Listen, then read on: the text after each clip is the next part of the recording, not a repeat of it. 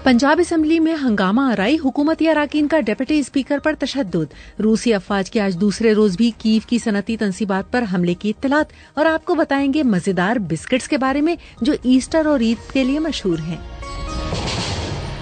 ये BBC Urdu service है। आसिया अंसर से खबरें सुनिए। वज़ीर आला पंजाब के इंतखाब के लिए सूबाई असम्बली पंजाब में आज होने वाला इजलास हंगामा आराई की नज़र हो गया है, जिसमें अराकीन असम्बली की जानिब से डिप्टी स्पीकर को तशद्दुद का निशाना बनाया गया।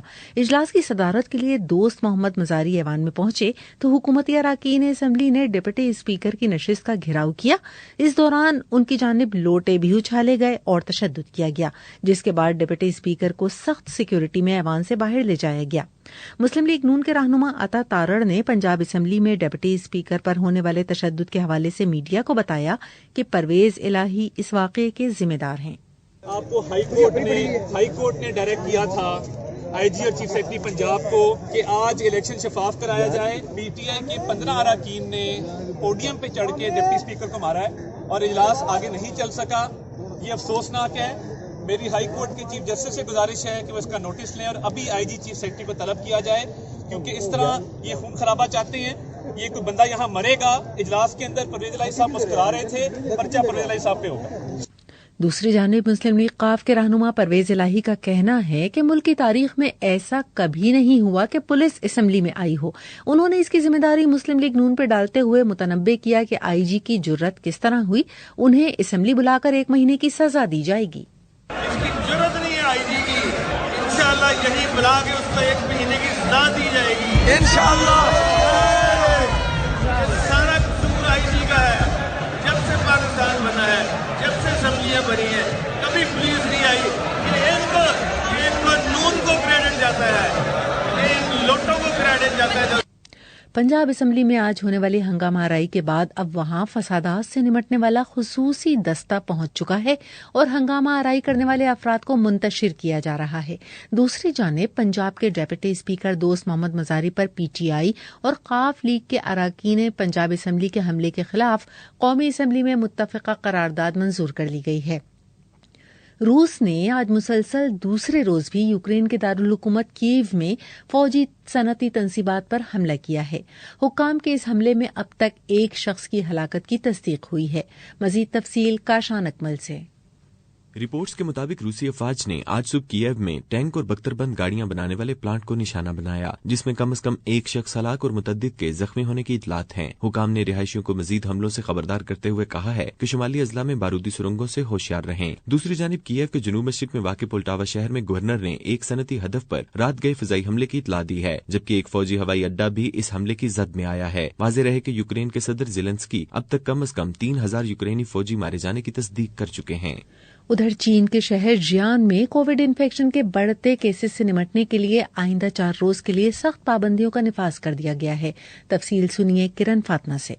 इन पाबंदियों से जियान की तकरीबन 1 करोड़ 13 लाख आबादी मुतासिर होगी। नई पाबंदियों के तहत शहर के रेस्टोरेंट और तफरीही मकामात को बंद कर दिया गया है और रिहायशियों से कहा गया है कि वो अपनी कम्यूनिटी से बाहर हरगिज न जाएं। ऐसे ही पाबंदियां चीन के शहर सोजो में भी मुतारिफ करवाई गई हैं, जबकि चीन के सबसे बड़े शहर शंघाई का बेशतर हिस्सा भी 3 हफ्तों से लॉकडाउन में है।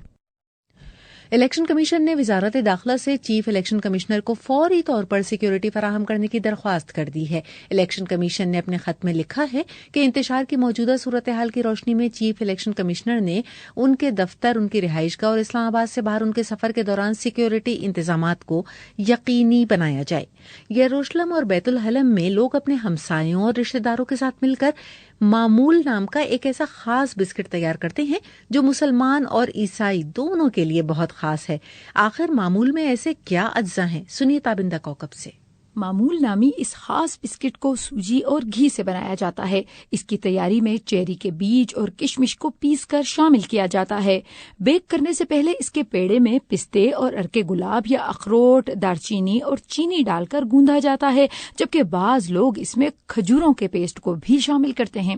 ये छोटा सा बिस्किट देखने में जितना खूबसूरत होता है, खाने में भी उतना ही मुनफरिद मिठास का हामिल होता है और मुंह में जाते ही घुल जाता है। खबरों का सिलसिला इस वक्त जारी है। ये खबरें आप BBC उर्दू सर्विस से सुन रहे हैं।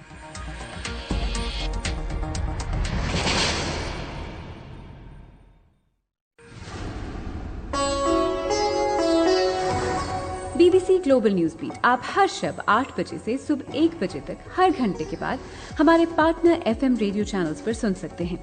2.5 منٹ پر مبنی گلوبل نیوز بیٹ میں انٹرٹینمنٹ، سائنس، ٹیکنالوجی اور اسپورٹس کے علاوہ ملکی اور بین الاقوامی خبریں شامل ہیں. گلوبل نیوز بیٹ بالخصوص نوجوانوں کے لیے ترتیب دیا گیا ہے.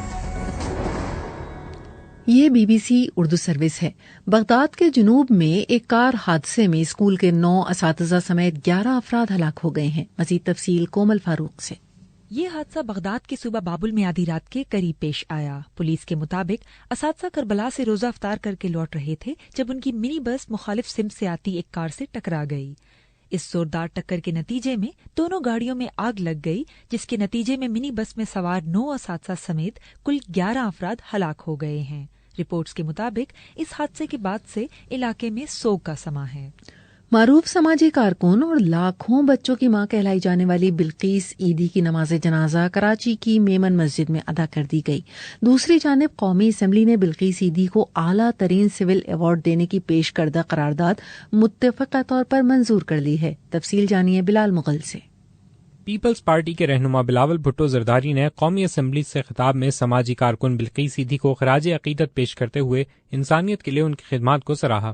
بلاول بھٹو کی طرف سے بلقیس عیدی کو اعلیٰ ترین سول ایوارڈ دینے کے لیے پیش کردہ قرارداد قومی اسمبلی نے متفقہ طور پر منظور کر لی.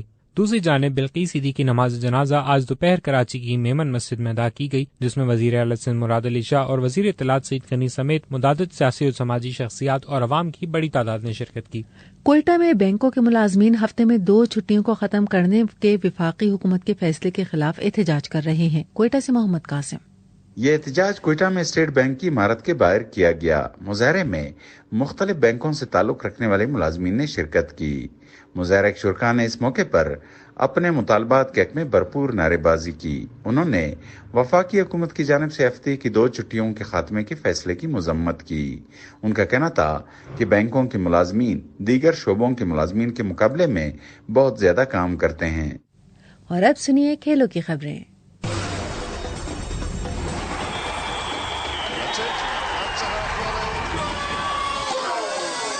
کھیلوں کی خبروں کے ساتھ میں ہوں نازش ظفر. فٹ بال کے F A cup semi finals میں آج مانچسٹر سٹی اور لیورپول آمنے سامنے ہیں. پریمیئر لیگ کی یہ ٹاپ 2 ٹیمز ایک ہفتے کے دوران دوسری بار مد مقابل ہیں. گزشتہ اتوار کو اتحاد اسٹیڈیم میں دونوں ٹیمز کے درمیان ہونے والا میچ 2-2 گول سے برابر رہا تھا. ایف اے کپ کا دوسرا سیمی فائنل اتوار کو انگلینڈ کے کلب چیلسی اور کرسٹل پیلس کے درمیان کھیلا جائے گا.